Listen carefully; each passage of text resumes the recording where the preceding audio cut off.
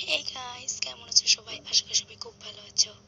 তো এটার মধ্যে এক্সপ্লেন করব, রাজার হাজারটা উপপত্নী আছে, কিন্তু একটা উপপত্নী তার সাথে 2 মিনিটের বেশি থাকতে পারে না, কিন্তু একটি উপপত্নী তার মন কেড়ে নেবে এবং তার সাথে সারা রাত থাকবে।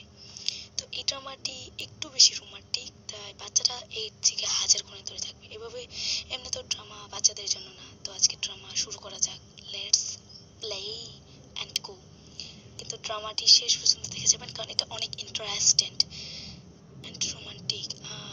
আমি এটার নেক্সট পার্ট বানাতে বাধ্য হচ্ছি, কারণ আমার মোবাইলে লোড নেয় না। হ্যাঁ, এই ড্রামাগুলো না 3-4 ঘন্টার হয় না। এই ড্রামাগুলো আরও বেশি টাইম হয়। আমি এই ভিডিওগুলোকে কেটে কেটে নিয়ে 5-6 মিনিটের বানাই, যার ফলে আমার মোবাইলে অনেক লোড নিতে হয়, তাই দুঃখিত। তো ড্রামার শুরুতেই আমরা দেখতে পাই একজন মেয়েকে, যে নাকি খুবই ভালো একটা প্রজেক্ট করেছে এই বছরে, তাই তাকে 5 লাখ টাকা, 5 লাখ ইয়েন জাপানি ভাষায় বলা হয়, এটা সে পেয়েছে। কিন্তু হঠাৎ করে তার মাথা ঘুরে যায় এবং আমরা দেখতে পারি যে সে আগের যুগে ফিরে এসেছে। তার সাথে আরেকটি উপপত্নী ছিল।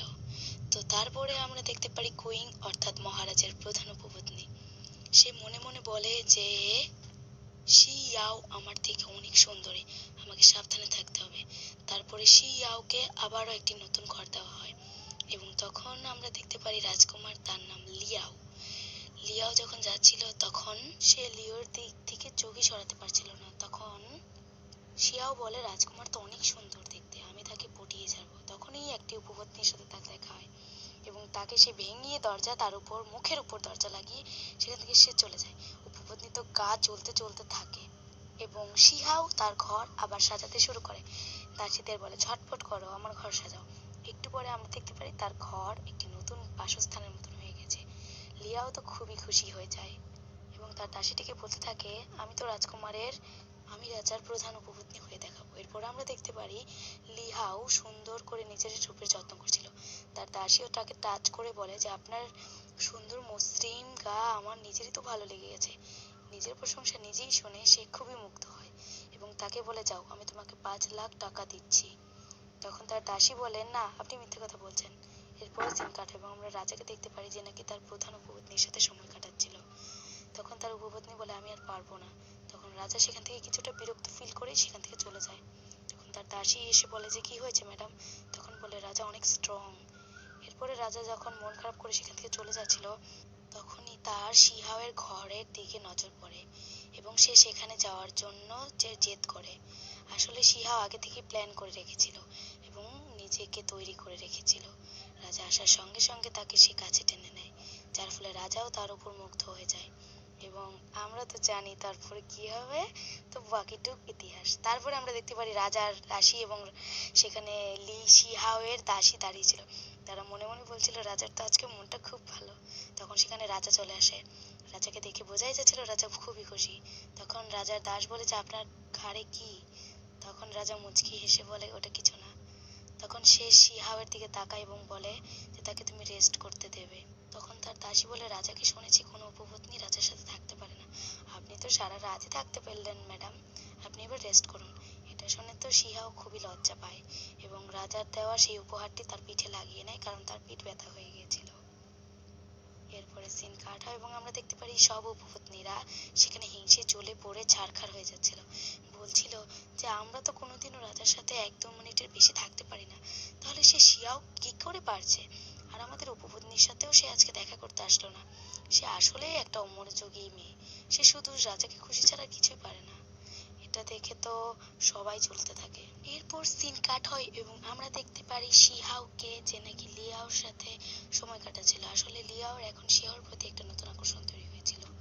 তো শিহাও সেখান থেকে চলে আসে এবং এসে একটা দরকারি জিনিস সেখান থেকে সে নিয়ে উঠিয়ে নিয়ে যেতে চাইছিল। তখন প্রধান উপপত্নী বলে যে, শিহাও, তুমি এখান থেকে এগুলো নিয়ে যেতে পারো না, এটা রাজামশাইয়ের খুব ইম্পর্টেন্ট একটা জিনিস।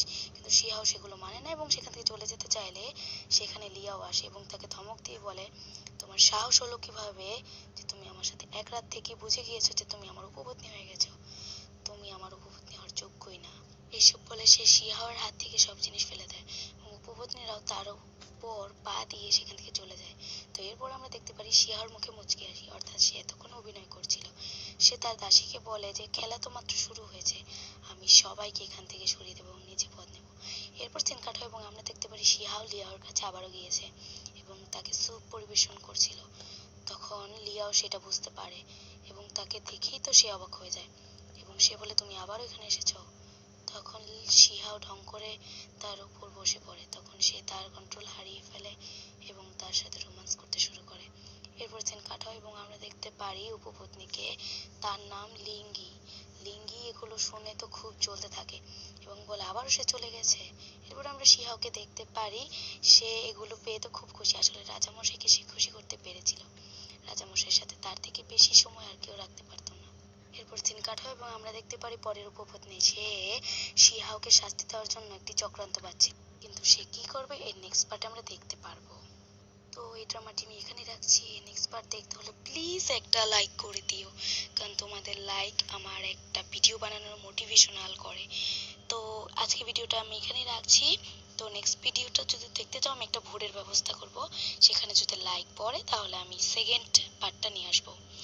ওকে, আজকের মতন টাটা, বাই বাই, আল্লাহ হাফেজ।